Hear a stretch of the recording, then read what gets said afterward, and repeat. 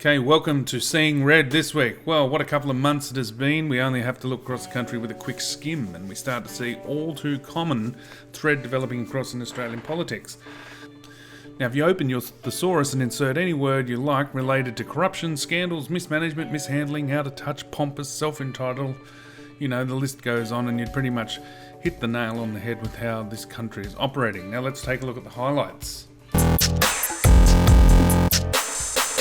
Let's cross firstly to the New South Wales State Parliament, where current Premier Gladys Berjiklian has unfortunately suffered a case of amnesia when presenting evidence to the ICAC hearing over alleged corruption and abuse of parliamentary power by her on-again, off-again boyfriend lover, Mcguire.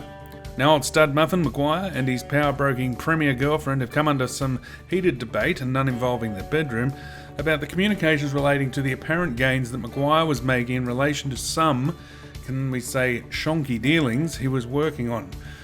Mcguire, whilst sitting MP for the seat in Wagga Wagga in New South Wales, used his power as a politician to broker some property deals that made him some sweet coin on the side. My question is to the Premier. Premier, you said you didn't know Iwan Sanuto, but you did. You said you didn't know what UWE was, but you did. You said you didn't know your office was used to lobby property developers, but you did. You said you didn't know Mcguire stood to profit from a property deal he was lobbying for, but you did. How can the people of New South Wales trust you? According to phone conversations between himself and Berejiklian, she was quite impressed by the size of Mcguire's assets and the moves he was making outside the bedroom.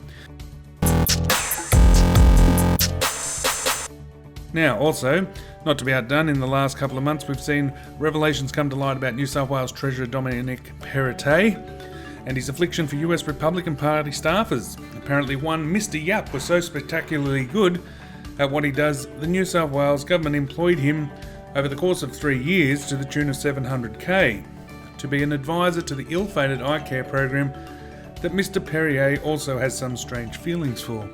Now, not that this kind of exuberant salary is unheard of when it comes to pollies looking after their mates, but this guy Yap was so fantastic at his job, he only needed to turn up for 10 days over 3 years.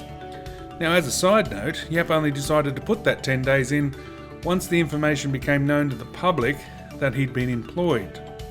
Once he finished his 10th day, he resigned, so far not to be heard of since.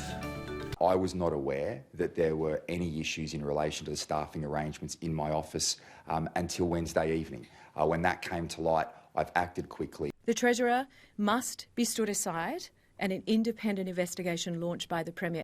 When confronted about this, the New South Wales Treasurer referred to the matter to the internal audit and admitted he would implement anything regarding staff that the audit discovered an issue. So in other words, he took a long hard look at himself, liked what he saw and moved on. Now let's head north. What's going on around the Queensland state election? Or what could possibly be awry with the Sunshine State? Now, well, you've heard of Clive Palmer, obviously, or affectionately known in other circles as Fatty McFuckhead, has thrown his weight around again, coming out into the public eye, donating $2 million to his own party ahead of the Queensland election. Some reports even suggested he had stated he will decide who the next Queensland Premier will be. This is the same nutjob who spent $80 million of his company's coin on his political party in the last federal election to not win a single seat, and many have suggested it was his anti-Labor ads that entrenched the Liberals' national victory. This $80 million donation to himself essentially was in spite of him having outstanding money owing to workers at one of his mining ventures. And as you can imagine, this kind of shenanigans makes me see red. If it makes you see red, hit the like and subscribe buttons, and we'll talk again next time.